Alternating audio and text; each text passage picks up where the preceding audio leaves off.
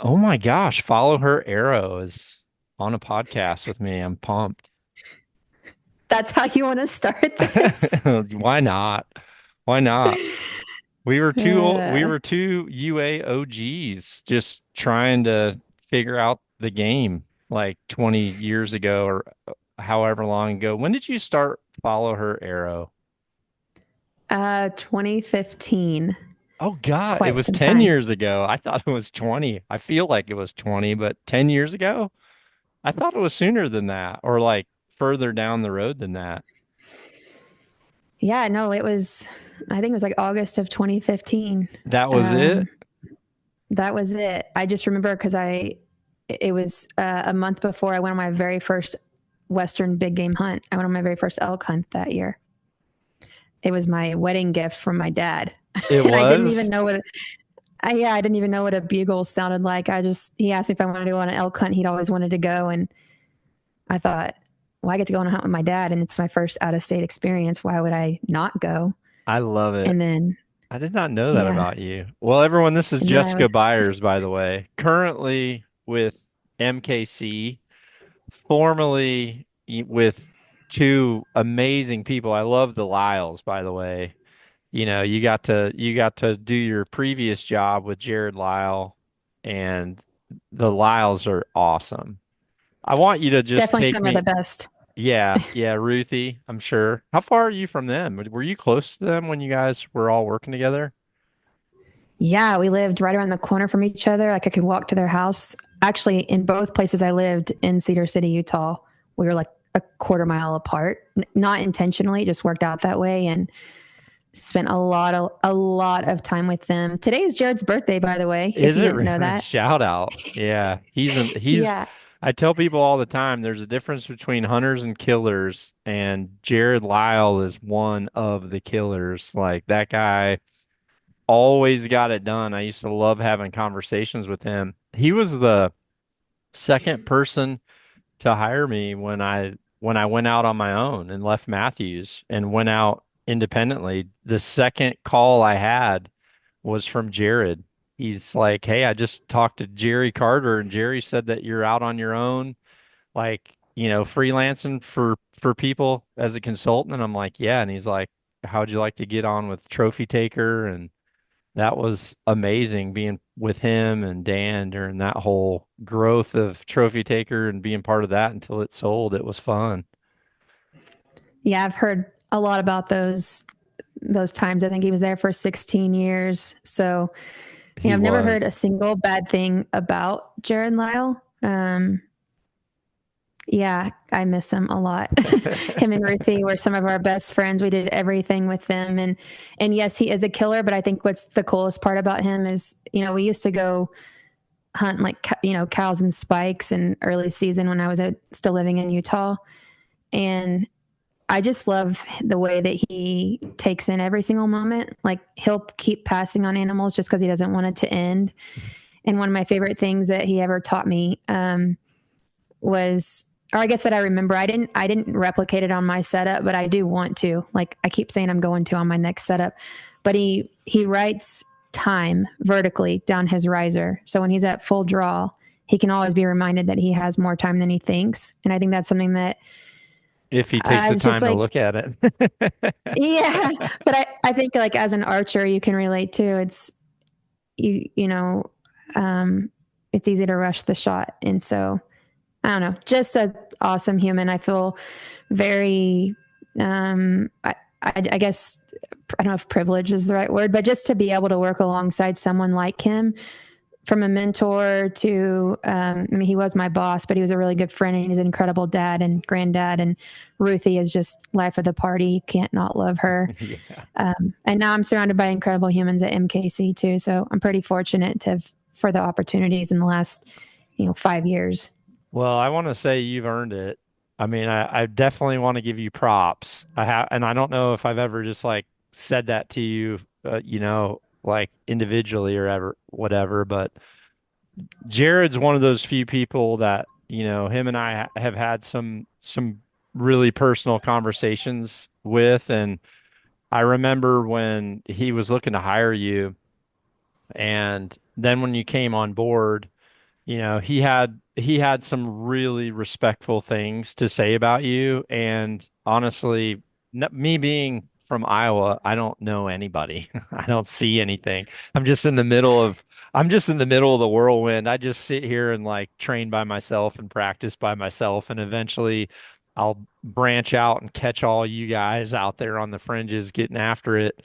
But no, he had some great discussions, and then you and I, talked a little bit then, and then once you moved into MKC, it just gave us an opportunity to communicate more where it wasn't like, I don't know, specific to a point.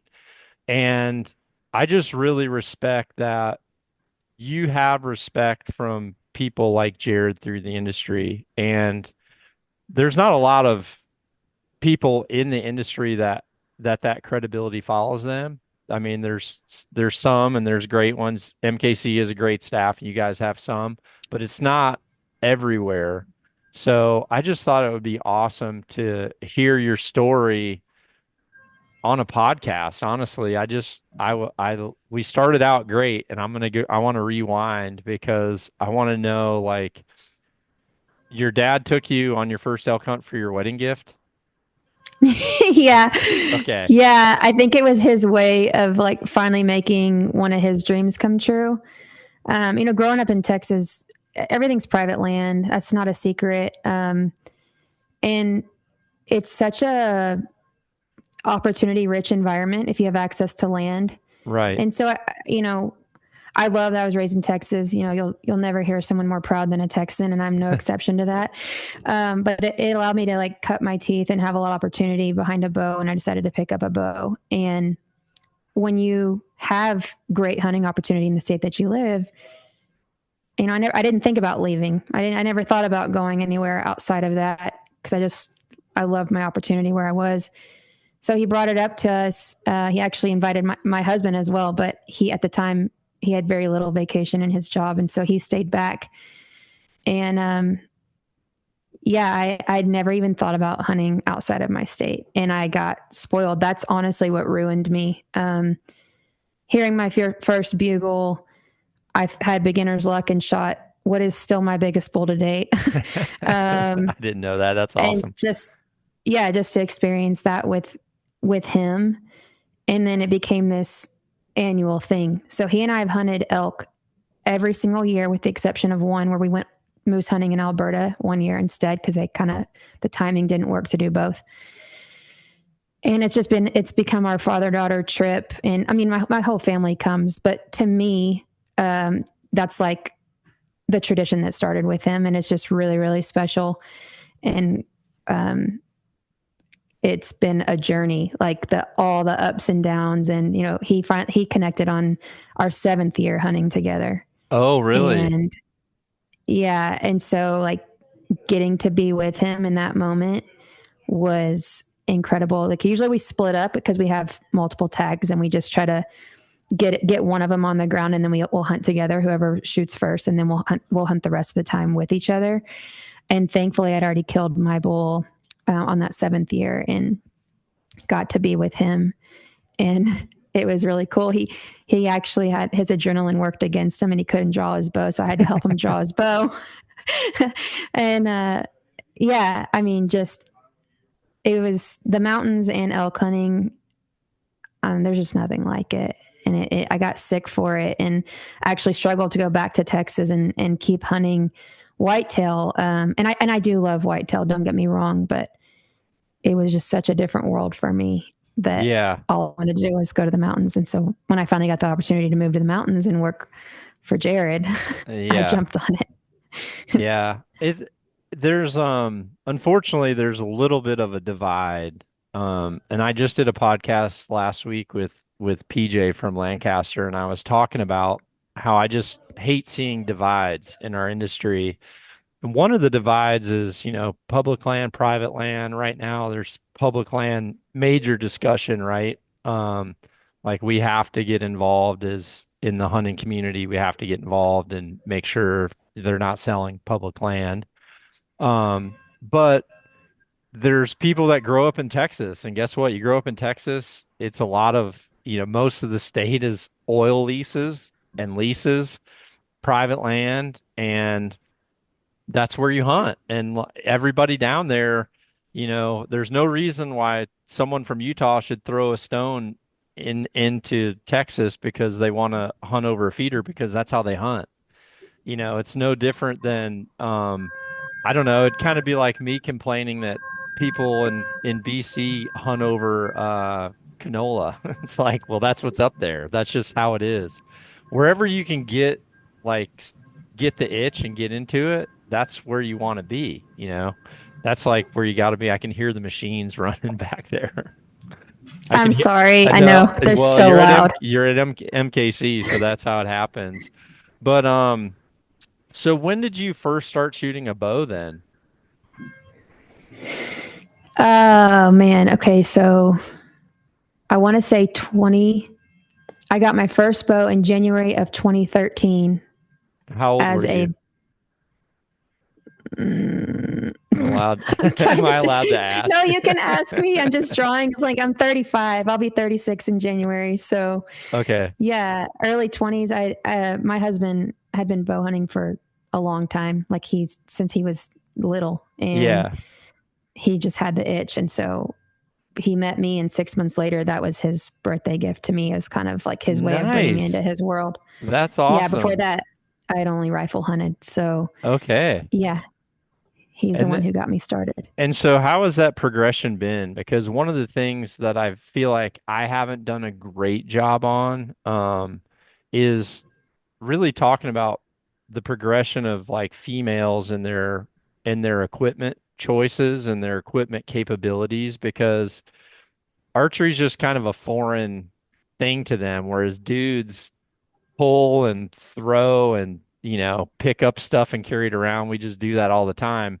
It seems like just the pulling of a bow is just not natural for a female, like out of the No. gate. It's just like, what the heck's going on?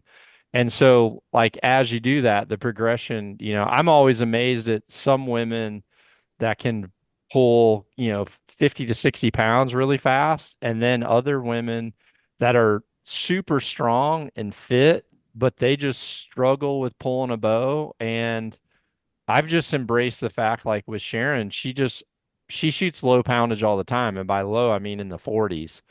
But I always tell her, like, be comfortable when you pick up your bow. She's not shooting it. She's not Olympian. She's not shooting it every single day. She's shooting it, when she sees me doing it, it looks fun, or she knows there's a hunt coming up or whatever, or mainly when she's not running knock on and everything in between. But I always tell her just be comfortable with the poundage. Like it's not about how much you can pull, it's about posture for females and for youth, new kids getting in. So where did you start? Did he actually buy you a setup for use, or did he give you like his old one? No, he did buy one for me, but it's funny. It's a definitely a important part of my journey. So uh, he made the assumption that I was a right-handed archer because I do everything right-handed. So, and then being a hunter, he was like, "Oh, I'll get her a 40 to 50 pound bow." So I get it, and I can't pull it back. So like the first several arrows, he had to stand behind me and help me draw, and I didn't know, Which I is didn't know how you anything. probably learned to do that for your dad, I would guess. Yeah, I was yeah, gonna say, what gal helps their dad pull their bow back for his first elk? That's pretty freaking cool. But now we know where you yeah. learned it.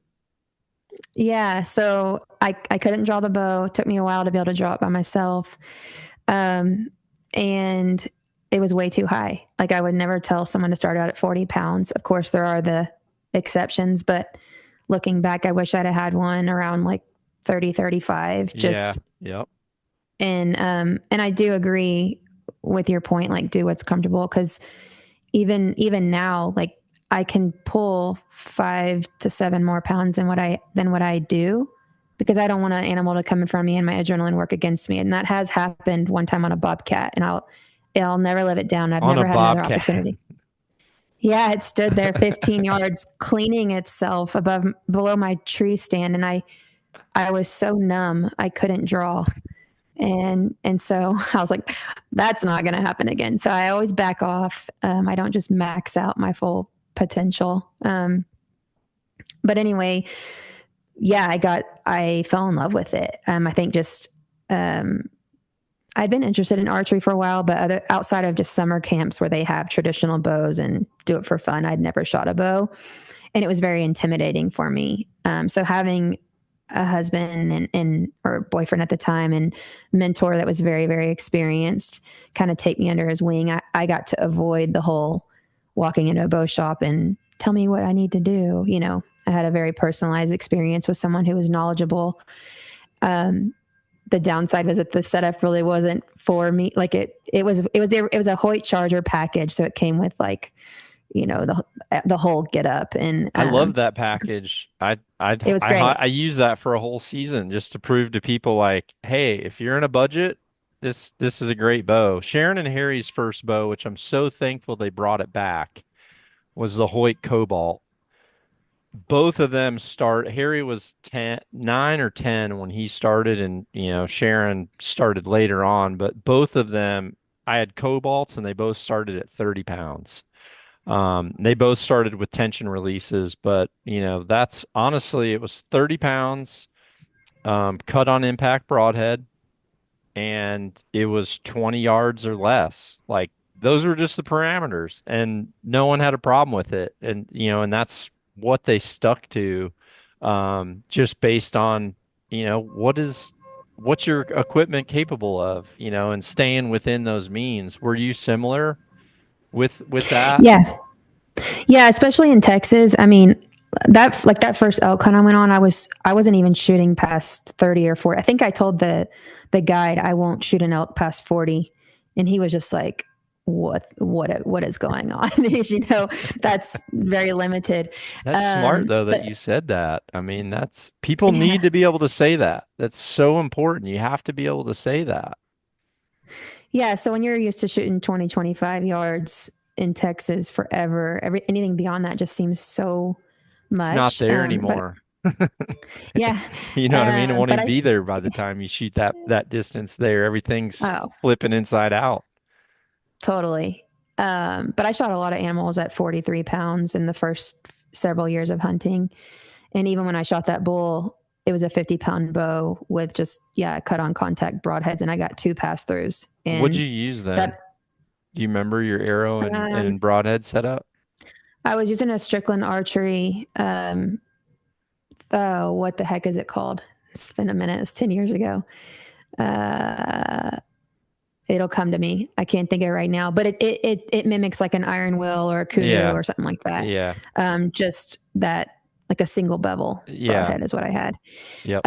But I put a bunch of weight up front. Um, I think I put like 100 or 150 up front, and they just zipped through it. Like it was two In 20-yard shots. addition to your broadhead? Or you're saying Yes, so in you had addition. that much in addition to your broadhead. So you had like over 200 Yeah, grains up front. yeah, Good grief. yeah. I don't know if I would have favored that one, but if it Well, and I worked, didn't know great. any different. What I was didn't your know any cast different. like? I mean, were you pretty limited on the distance you could shoot, like just for your sight clearance? Um, it's kind of hard to remember, but I only had a 20, 30, and 40-yard pins. In fact, the very first time I ever shot beyond that was we were just messing around in between morning and evening hunts on that elk hunt, and my guide was like, just use your bubble and see if you can hit that target at 50. And I remember thinking it was the coolest thing ever that I shot 50 yards. I was so scared I was going to lose that arrow, but it's just like humble beginnings, and just like learning what you're comfortable at. And even my first total archery challenge I ever went to, I didn't shoot over 40 yards, Yeah, maybe 45, but I've never let like uh, I've never been embarrassed to scoot up or to draw less or I love that, feel. man. That's awesome. I'm so thankful Yeah. you're saying that because people come to TAC and it's kind of like disheartening when they have to say, well, yeah, I might just do the next target. And I'm like, do you want to move up? And they're just like, well, I don't have a pin for this one. And I'm like, dude, the cone is the max distance of safety. It's a recommendation. Anything between here and there, you're safe. Like pick whatever you're gonna do well at, and honestly, when I coach youth and the parents ask me like, hey, for practice, what should I be doing for them to like, for their practice, or what shouldn't I do? And I tell them like, what you shouldn't do is make them practice at your distance. I tell them keep the target big, keep the target close. You can get a bullseye with a gold bullseye 3 times bigger than your Vegas face. But if you just tell them, hey, we're going gold to gold, we're just going to go heads to head, gold to gold, and theirs is half the distance, but 3 times bigger, let them hit the gold and you're trying to hit the gold. They don't put those two things together that the size varies because kids want to do, well, I think anybody new into something, you want to feel like you're making progression. And, stretching it out is fun when you want to see the arrows fly because there's definitely times where when you see those first bombs, you're like, oh, yeah, okay, now Yeah. that's rad. But you also, you want to make sure you're imprinting positive things, a positive technique, positive impression. You want to have fun. So the fact that your dad and your boyfriend slash husband, they ingrain that in you by the sounds of it.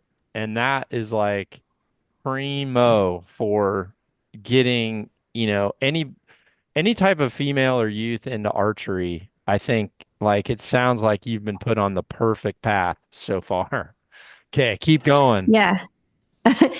Yeah, I think I obviously just love shooting my bow that from that first birthday that I got it, and then I hunted that first season. So I practiced all, spring and summer, and I got a doe on opening day, and I thought it was cool, but my husband lost his mind. Like he was so stoked.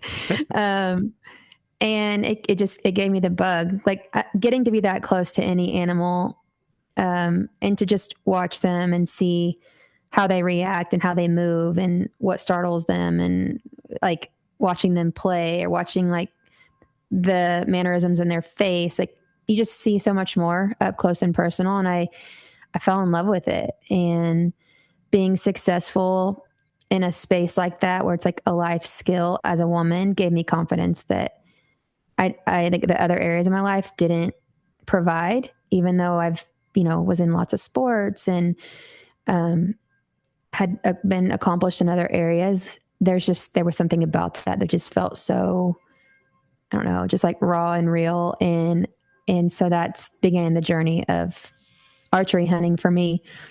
Um, and then fast forward to 5 years, and I went to go get certified to be a NASP instructor. I wanted to like start shooting with kids in schools through that program because there's so much opportunity to get scholarships and pave that way. And so I went to go get certified, and then the first day they were like, "We're going to test your eye dominance and to teach the kids." And I remember I was arguing with her. I'm like, no, I'm right-handed. I've been shooting right-handed for 5 years. And she's like, but you're left eye dominant. And being like a total type A perfectionist, I fought it for that season because that was in the summer. And I was like, well, I'm not going to change my setup going into the fall. But once the fall wrapped up, I think it was like February, because in Texas on a MLD property, you can hunt through February. And so after that, I broke my left-handed bow down. I meant right-handed bow down, and borrowed a right-handed bow from the local archery shop. And did I say that right? A left-handed bow from We the know archery what you're shop. saying. Yeah. And You're left brain dominant right now. yeah. And so that began my How proper hard eye was that? dominance. See, Sharon's left eye dominant, but um she fully closes her left eye. But Yeah, it's that's what I just used to do. honestly just her strength with what's weird is she borrowed someone's lefty. Because whenever we went to Big Sky, she always shot with a big group of girls. She shot with Helen and Chris Cook, and like, there was quite a few of them. Me and Jocko and our crew would go do our thing, and they would just go do whatever the freak they wanted to do, and they always had more fun, it sounded like. they would be laughing heavier and we'd have a lot more lumber cracking going on. But she actually felt like she was more coordinated that way than what she really thought that she would, but we've just put so much time into her just like closing the left eye. So I'm curious how hard that really was once you made the change. Of course, the first several times drawing it back was super awkward, but I was shocked how quickly it felt comfortable.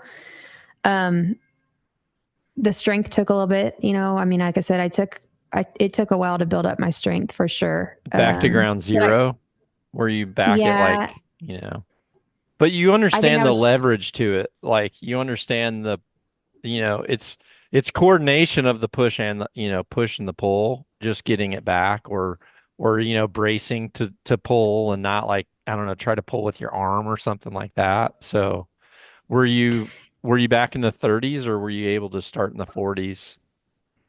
I think I was in the 30s. If I remember correctly, I was shooting around 35. And once I hit 40, then I took that back and I got my own bow, right? I just borrowed one to get me to that Oh, okay. 40 marker. And then I officially got my own so that I What could shop build did up that to, for you? oh man, I want to say it was Hoffy's in Lampasas. I don't know if Hoffy I don't know if I'm with I don't know if I'm familiar. Lampasas, Texas. Aaron, he's one of the best bow techs in Texas. Um, I want to say that that's who did it. It's hard for me to remember because I was bouncing around to a few when we were in the middle of moving. I Yeah. believe that's who did. But Aaron's worked on a lot of my bows, so I believe that's the right one. But yeah, so I it I did build up faster than I thought. It was really, I think one of the coolest things was being able to shoot with both eyes open and watch my arrow flight like much Oh, clearer. yeah. Um, and I got to correct all the bad habits that I had as a right-handed archer. The way that I drew my bow, the lack of follow through. I punched the trigger well, I would say. Like I was successful, but not ideal. And man, yeah, I like that I can switch back to right-handed. I've had to do that one time during a season when I messed up my left shoulder, but it's nice being able to do both. But I'm a lot better shot left-handed. Oh, that's So awesome. it was a good move for sure. That's cool.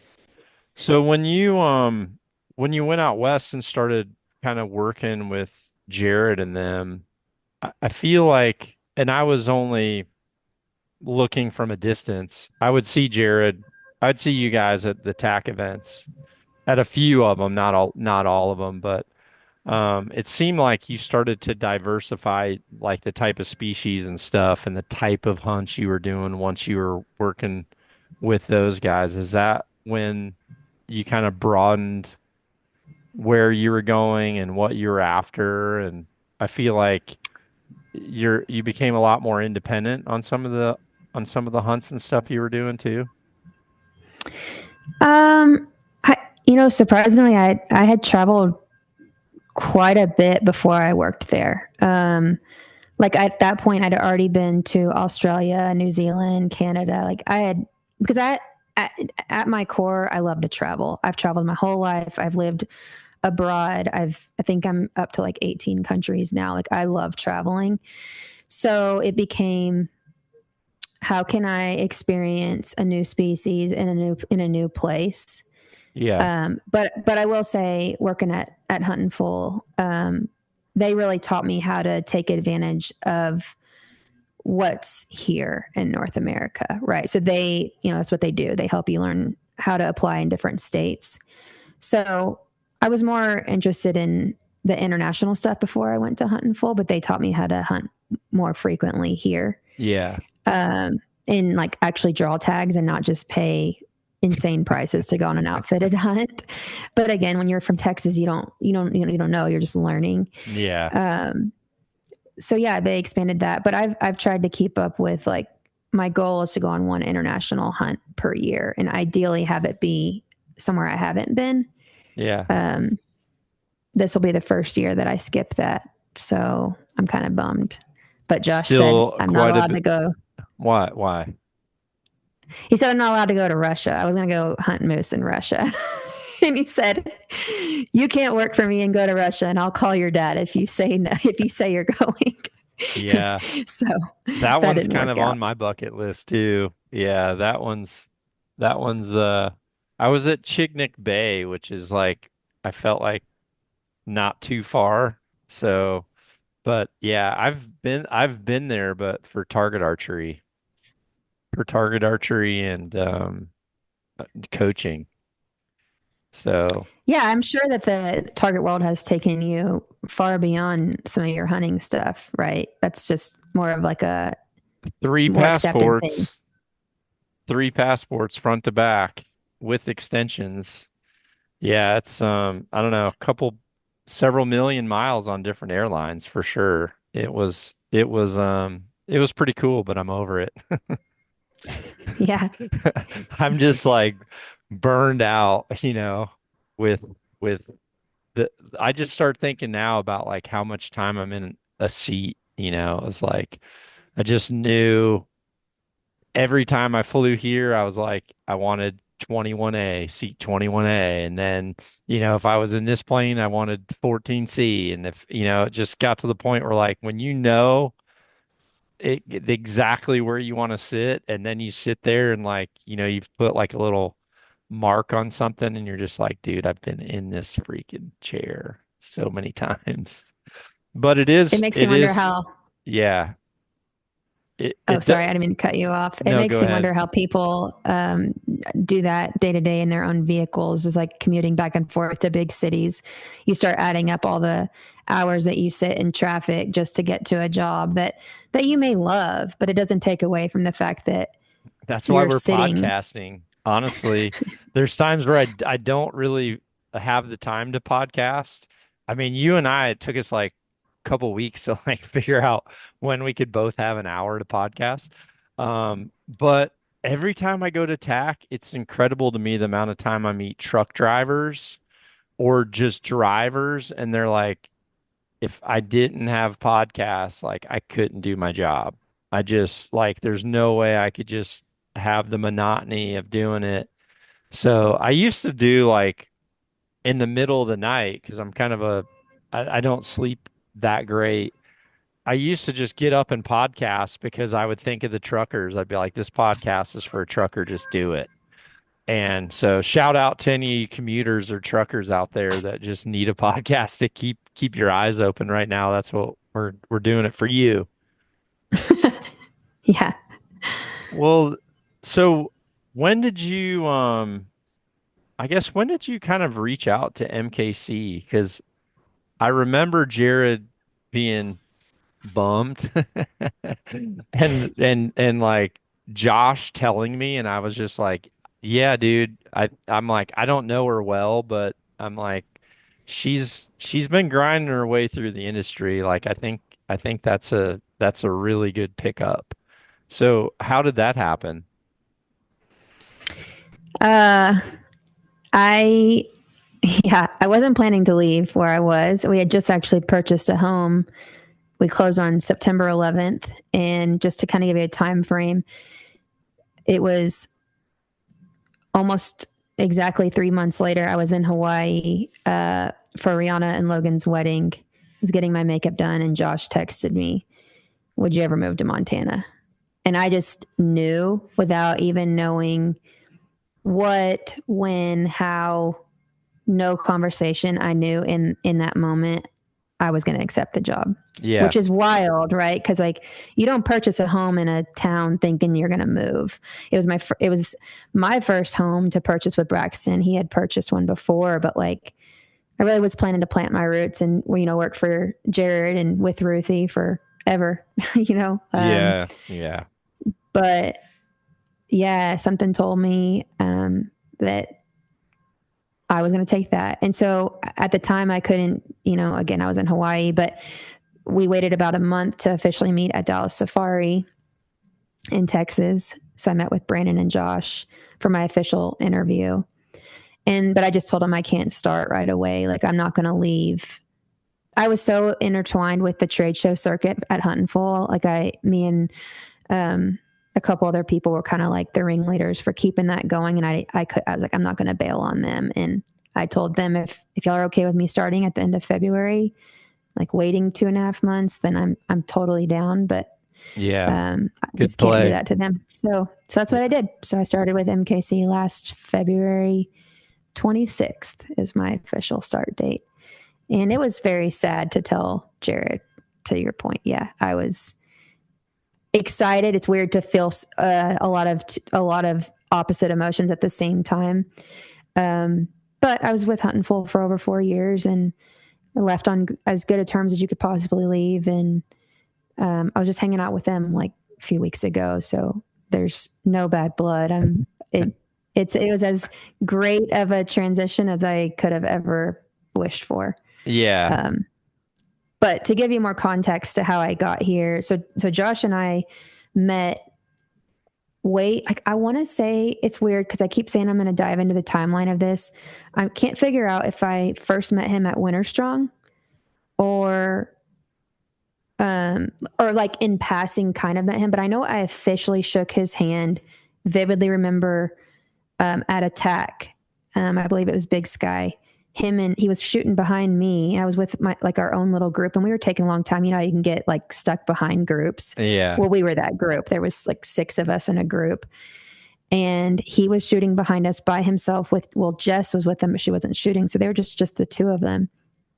And I invited him to join us. I didn't know anything about him. I just shook his hand and said, "You're welcome to shoot with us." Yeah.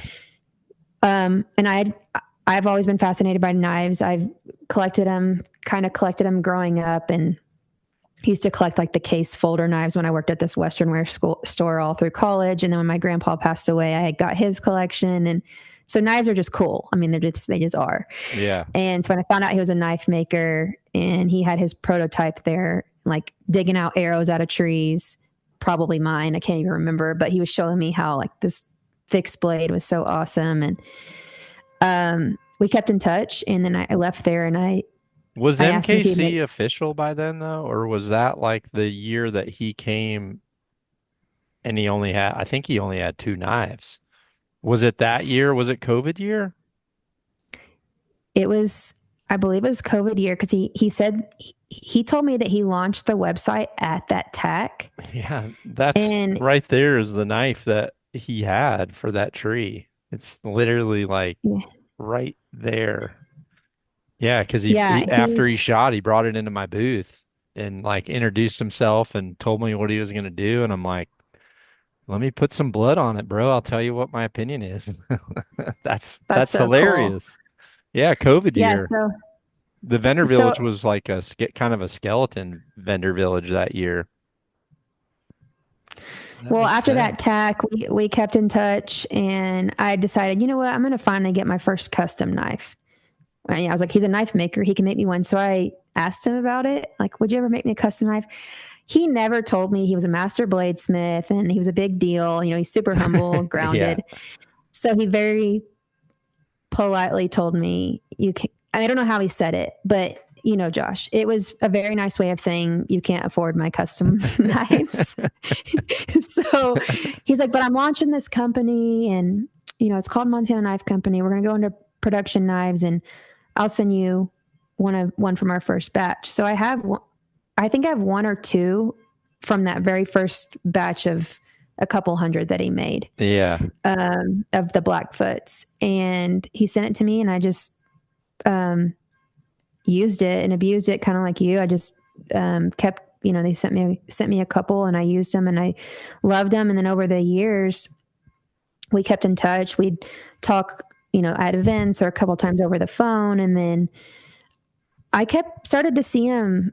You know, I was following his journey of building the shop and seeing how they would sell out. Next thing I know, he's on Fox News, and I remember thinking, I text him like, who are you? What is going on? And, you know, every once in a while I'd text him and Brandon or Jess and just say, I'm just so proud of y'all to see like how far you've come. And that's really it. You know, I came to the grand opening of this building that I'm in 2023. And I remember doing a podcast with him, and I had this fleeting thought. I looked up behind him at the podcast table, and I remember thinking, it'd be pretty cool to work here one day. And that was it. And that was honestly, it was as fast as it came, it left. And I always said that there were only a couple other companies in the industry I'd ever want to work for. Um, and I'll just say it because I respect them. It was Yeah. Onyx or MKC. So I was like, well, Missoula is clearly calling me, but that never left. That thought was only shared with my husband. So it's not like I was out looking. I've Yeah. never led Josh to believe that I was going to come work here. Nothing. I mean, I just supported them from a distance and as I much as I love could it. in the field. Yeah. So that's here we are. That follows such an important like path of I don't know, it might have been a long time ago since I did a podcast on it, but I wrote an article about being a pro. And just like because everyone's like, how do you become an ambassador? How do you become a pro? And now like based on now you work for a company. You are now behind a curtain, right? So is it fair to say you have a very, very different look at that whole thing when you're on the other side? Because, when I first met you, you were trying to get in the doors, right, as an ambassador or, as a figure. But then you start to realize, like, there's a difference between getting in the door and staying in the door, but there's another difference between getting in the door, staying in the door, and walking through the door and then going into the rooms no one gets to go into. And what you did and how you describe that with Josh is like that is what people need to be doing to build brand loyalty and be there for the growth of those people, not just the growth of themselves. And when that is natural, and there's definitely a difference between when it is natural and when people put that on, because I'm sure you get to see that too. Um, it's yeah, it's very that's a holistic approach to where, there's certain people in our industry I think that are lifers to like the I'm going to call us like the manufacturing figures. And there's not very many that were ambassador figures first, but then moved into that role. So I'm just here to tell you that's a very it's a very low percentage jump that you did, but it happened because of how, what you just said is like picture perfect for a company to find someone to fit a role and to understand that process and then have loyalty to the brand. And then when the brand knows that, the brand wants you to grow with them too. So I really hope this is a long and prosperous relationship. And even if it's not with MKC, if that's who you are as a core, there's going to be other options there. So I know Josh will be pissed if I said that, but um, he can squeeze on to Jessica. That's and he will. I know him and Brandon will for sure. But that is really cool to hear. I love hearing that, by the way. It's just and it's not very common. I hate saying that too, but is that fair to say? You know? Yeah, I think it's easy. Um, let's say I think it's difficult because as humans, we're naturally selfish beings. Like, it's like a fight or flight response. Like I think all people are naturally kind of selfish. But if you can put time into other people and it be, I always say that empathy is a superpower. And if you can be more curious about other people and their stories and how you support them, and if it's genuine, Yeah.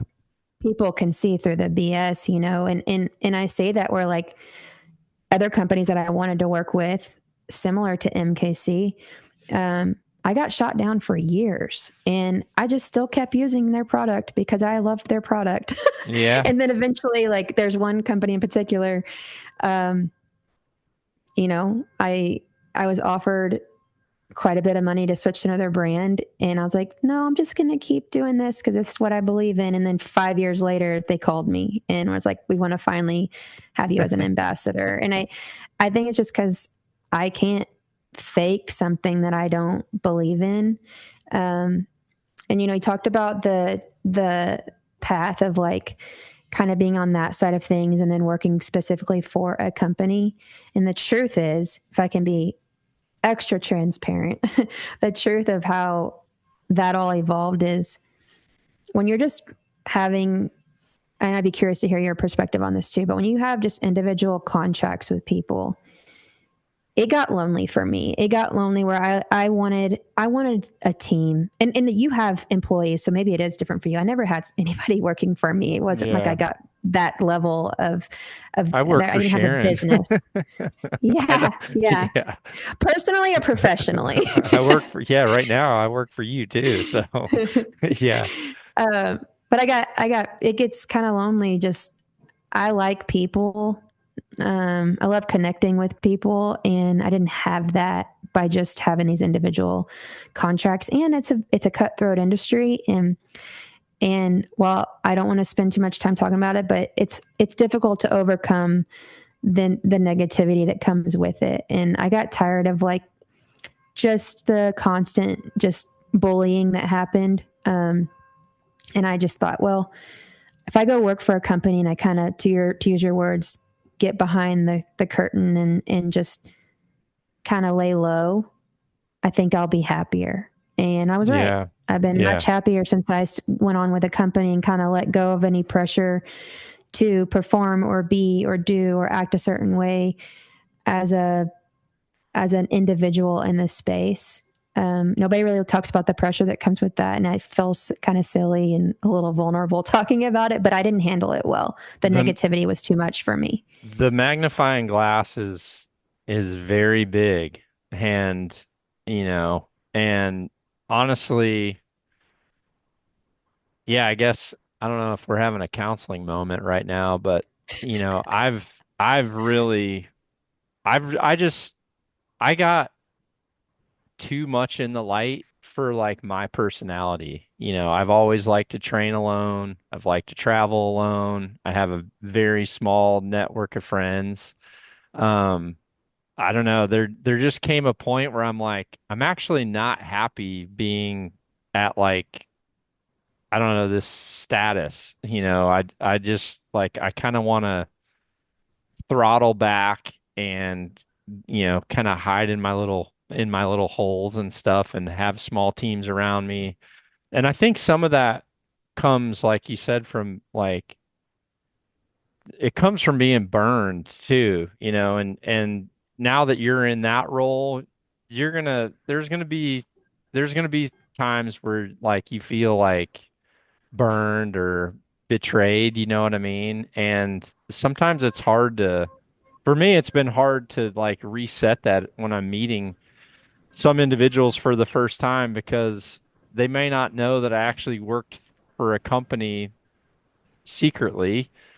And then, you have like previous experiences that they didn't know you were directly involved with. So it's like sometimes it's hard to erase that.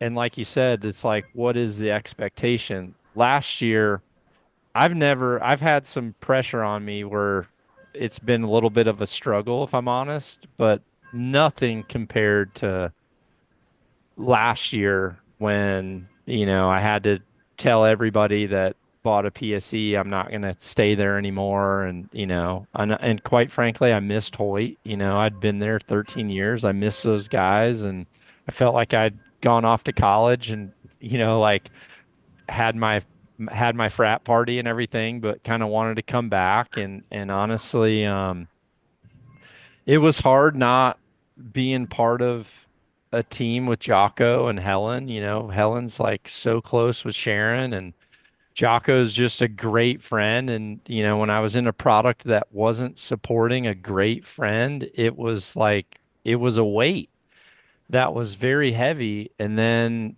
once I made some of those changes, the weight that I felt of having to produce, and I don't, maybe no one else expected it of me, but like I just remember the pressure I felt last August was unlike anything I've ever felt from just like I just felt the weight of every single Knock On Nation person like just looking at me and like I don't know, and maybe we conjure that crap up in our head, but it was heavy. And yeah, when I get to go and get behind the curtains, like that weight kind of lifts, because you're not necessarily in the public eye, you're part of a team.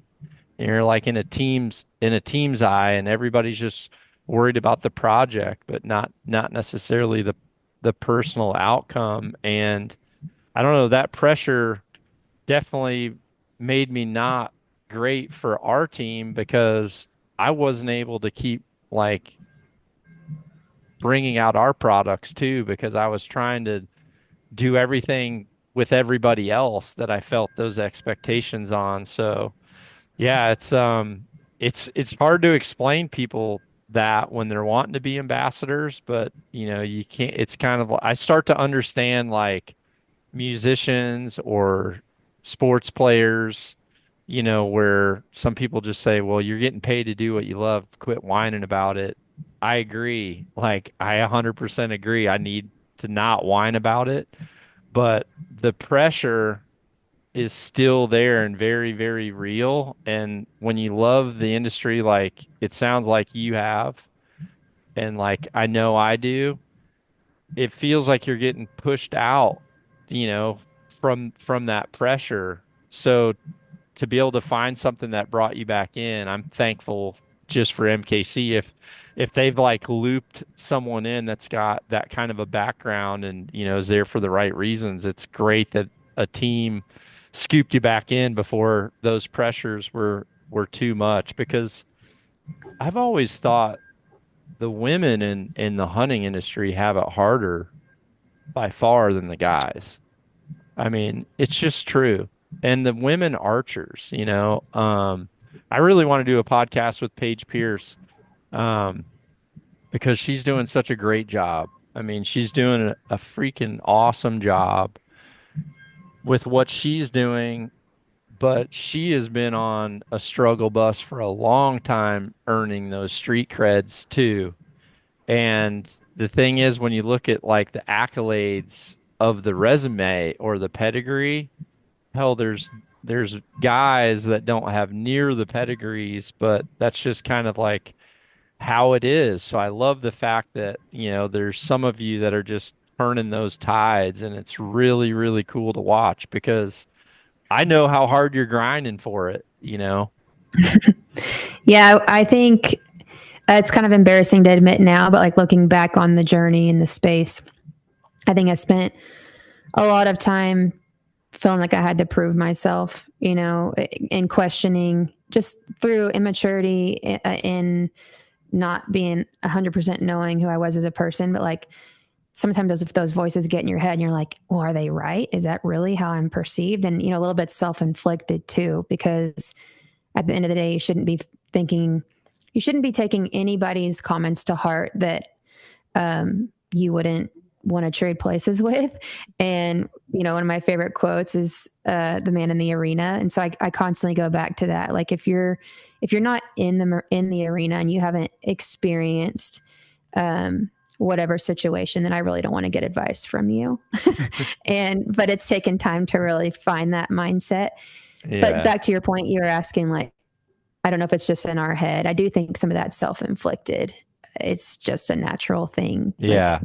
because it's very real. But nobody else really cares about it like we care about it. And Yeah. it's also hard to talk about because I don't want any of this to be confused for me saying that I'm anything important or special in this space. It was an actual, very real experience, and I'm so thankful to not be um, trying to like make ends meet by being on the other side of it. I really like this side of it. And I also love that Montana Knife Company takes me outside of the hunting space. As much as I love the hunting, like I love the outdoors, I live and breathe it. Yeah.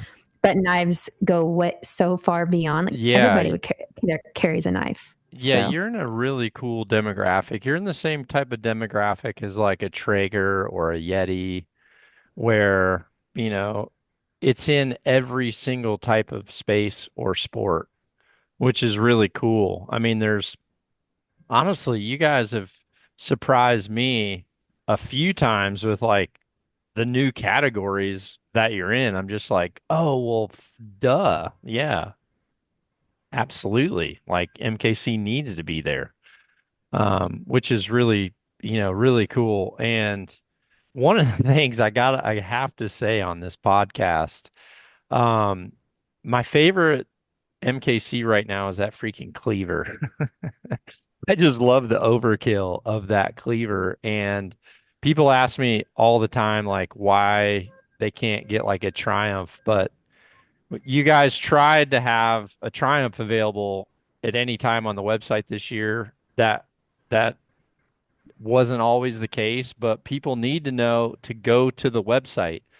There's secret drops on the website all the time. You got to be there, and there's different knives that go there. It's not always, the Thursday drop is not the one-stop shop for MKC, stuff.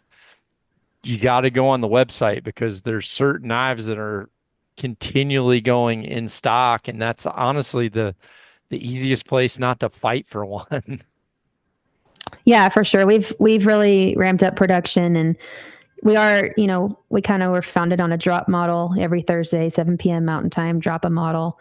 But our shop has been working overtime, and I mean, we have the best crew ever, and they're able to crank out a lot more knives and kind of fine tune processes and getting as much juice as we can out of this 10,000 square foot building in Josh's backyard before Yeah. we go to the new building in the new property. We hope to be there by the end of the year. But uh, in in that journey, we've been able to crank out a lot more knives, and so a lot of people don't know we have knives in stock. I think we have about 10 or 12 models on the website right now that you can purchase, and that's EDC, culinary, hunting. Like I strongly suggest that people check that out Yeah. instead of just relying on those Thursday drops. Yeah. Well, that's where my cleaver came from. And then I actually got one of the tactical knives. I didn't really know what I was going to do with it, but it's turned into my steak knife. And people people like lose their freaking shit when they come over and they see me like eat my steak with one of the tactical knives. They're just like, you got one of the tactical knives and that's what you're eating a steak with. I'm like, dude, I want to use one all the time. I'm Yeah. way less likely to cut myself eating a steak than any of the other things I use my MKCs for. I tell people, don't look at that blade too long. I don't know what Josh does different, but I swear they are so freaking sharp. That thing back there has cut more bowstrings in half than any knife. I don't even know if I've ever cut a bowstring using a razor blade or like any of my previous ones, but that one, if I like look away or forget to wear my cheaters, that thing cuts some bowstrings because you don't even have to like move it. You just have to like touch it and then just that's it. And it's perfect, but I've gone too far plenty of times. Yeah, that knife is it's worth quite a bit right now. Oh, Uh, really? yeah, there's people like buying and trading and stuff with that original. And Josh is actually he put a message out recently asking for some of those early ones. I was like, well, I have one. I guess I could give it back to you, and I really don't want to. But he wants one of those original batch knives. I think we're going to have some stuff on display to tell the story at the new building, and so Oh, he's kind of collecting them. So don't bring that around Josh. He might snag it from you. Josh does have one of my knives. I had one that just looked terrible. He saw it at a tack event. I was like working on someone's bow and like I pulled that out of my thing and he just like took it from me. He's like, I gotta fix this and send it back. I actually never got it back. but it was in bad shape, but it still worked awesome. And I tell people that too with MKC, some people are like, I don't want a knife that expensive because I always wreck my knives. And I tell them like you have to like get in the habit when you're really using a knife and you've got a good company that stands behind the product. I mean, I send you guys a box of knives like during after my season, and when I think it's kind of a slower time of year, I always send my stuff and I'm like, please give me some TLC on these things. And it makes a world of difference. Like it really does. And that's a huge selling point to a product where you're paying more than going in and buying, a knife from Walmart too. Yeah, for sure. Our generation's promise is pretty sweet because you can send it in, you just pay for shipping, and then the day we get it, it goes straight to the sharpening room. They touch it up, sharpen it, replace any paracord if you happen to send in some bloody paracord, and Yeah. ship it back to you that day. So it's a pretty quick turnaround, and that generation's promise follows the knife. It's not with the customer. So if you hand it down to somebody, they have that same accessible service. You just have to fill out the form online and ship it to us. Your grandpa did not have that with that case knife that he that he bought way No, back when. he So did what's not. your just help walk me through your bow setup right now? Because I'm curious, like, um, you know, if there's any females out there listening to the podcast, it'd be helpful to know draw length, poundage. Just walk us through your setup because you've been, very efficient with a lot of different species. So give us the rundown. I just set up a brand new bow. I've shot one tack with it. I have a Hoyt RX9. Um, I did 55 to 65 pounds this time, I believe. I usually do 50 to 60, but I think I went up to 55 to 65. And I have an option archery Canyon Pounder sight on there. Okay. I'm shooting Easton Axis arrows with iron will collars and inserts. They're not super heavy. I want to say like 35 grains on the front end. Okay. And then What made him 280. change your setup from your OG 40 yard special? I think just because I'm shooting like 15 to 20 pounds more now. Okay. Yeah. But that was also, I haven't been to that bow tech in probably over 5 years. Like Okay. he hasn't worked on my bow in a long time. So, um, Do you like having the extra speed? Because that'd be pretty noticeable. yeah, because now, when I mentioned earlier that I wasn't comfortable shooting past like 40 yards for a long time. Yeah. Whereas now I'm much more comfortable shooting way, way further than that. So I'll take that extra speed for sure. Okay.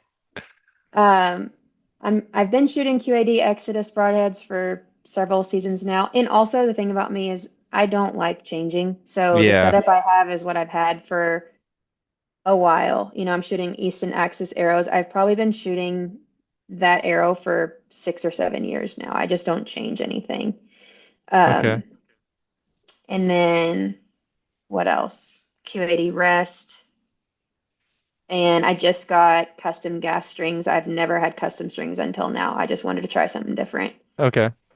Yeah, so that's all. And the only time I change that is if I have something special. Like last year, I went on a Greenland muskox hunt, and legally, I had my arrow weight had to be at 525 total grains, and I had to be pulling 60 pounds. And so I'll customize when I need to, but otherwise, I'm What with that veins are you setup. shooting normally? I I honestly couldn't tell you. I don't build my own arrows. I used to, and I just full disclosure, I let the shop do it, and I don't care what they are. I couldn't tell you what they are. Okay. All right. Well, Jess, it was really fun to podcast with you. I appreciate you agreeing to do it. But yeah, I really want to just kind of hear a little bit more from some of the leading ladies on, how they got in, what's kept them in, and let's just end with you give some advice to the other ladies out there who are probably listening to this podcast because they have to in their husband's car right now. I apologize. But any type of advice you could give to anybody getting in, new into archery, or even some of the ladies that are, trying to follow that same path, trying to follow her arrow. What do you have to say? Um, Two things. The first one that comes to mind is to not be afraid to fail. I think like failure looks different for everybody, but for me, I'd be really hard on myself, and I still am hard on myself. But the first few times I missed an animal, it crushed me, and it's hard not to self-sabotage and think that you just suck and it's not for you, and you know maybe you shouldn't be doing this. And I think there's a lack of transparency about like the lows of archery, and so if you ever need someone to remind you that we all screw up, I'm definitely your girl. Um, so yeah, not being afraid to fail.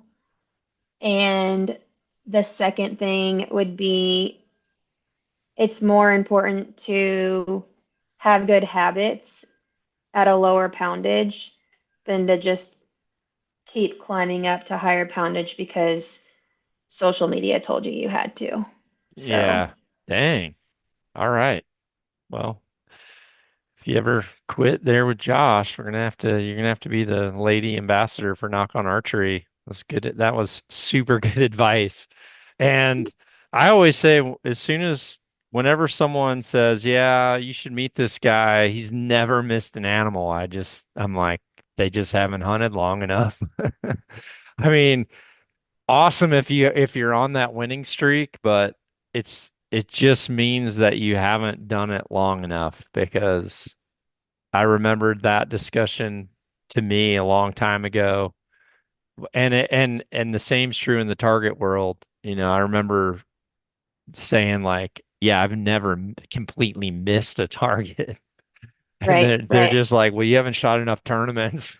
Yeah, sure as shit. Now I miss them all the time. Setting my sight is like, that is my biggest bugaboo, is just the more scatterbrained I am, the less likely I am to move my sight. So both of those are gonna happen. And yeah, both, I guess one is a personal pressure for the failure, and the other one is pressure of everyone else trying to tell you what you need to do. Posture and technique is the best killer there is. Accuracy kills. Accuracy kills. And the more you can do for yourself to be repetitive in archery and to be able to repeat the same thing, and usually that's managing the tension of this system that's trying to collapse itself, and we're trying to hold it back and aim and do all these things. The less we're fighting that system, the more repetitive that we can be, and the more repetitive we are, the more accurate we are. So thank you for coming on. It was fun. And you don't have to talk into the mic anymore because now we're using your phone. Oh yeah. We don't need no, but it makes me look more legit, like I didn't just let my computer die. Yeah, thank you. I appreciate you having me on, and it's good to chat. And I'm sure I'll see you here pretty soon in one of these summer circuits going on. Well, So yeah, we're you guys stole Chad for the big MKC bash that's going to be at Red Rock, Montana Tack, and I am going to be at Lancaster, how I say it, or Lancaster Archery, and we're going to have a heck of an event there. And MKC made some custom knives for the Lancaster event in PA, so we're gonna be doing east and west, but that's good. We'll cover everybody in between. So I'll see you when I see you. for sure. Sounds good. Thank Thanks, you. Jess. Bye. Be sure to check out knockonarchery.com for our full line of custom designed products, as well as free in-depth education and bow hunting entertainment to help you shoot at your best.